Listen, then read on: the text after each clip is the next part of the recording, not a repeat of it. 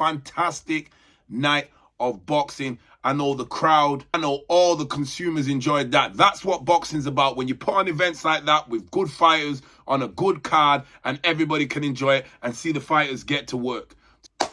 Get a little clap. Hold that little clap. That's a little clap from Tapped In TV. So straight into the fights. Let's start with the first fight. Abdullah Mason versus Sam Noakes. Now this fight, I've been following Abdullah Mason. Great fighter.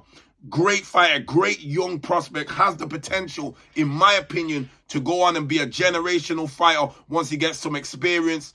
And he's now the youngest world champion about. So well done to Abdullah Mason. But Abdullah Mason versus Sam Noakes was the most competitive fight of the night. It was the first fight of the fights that we're reviewing, and it was the most competitive fight of the night. It was an absolute war.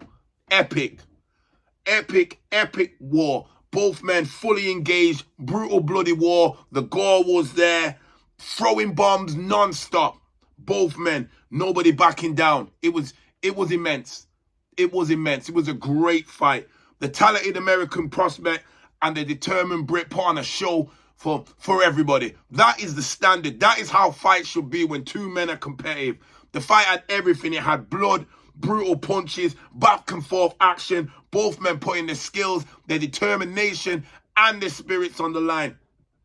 It was crazy. If Mason had success, Noakes always responded. He responded all the time. Even when he got hit with big shots, he responded all the time. He never gave up. He dug in. Both men, neither of them ever gave up. They both dug in. They both dug in and they both went for it. It ended up being a war of attrition. It was a great fight. In the end, Mason edged the contest for me. I think he was did the cleaner work. I think he was the more skillful fighter on the night. That's not taking anything away from Sam Noakes. Like I say, he elevated himself in my mind.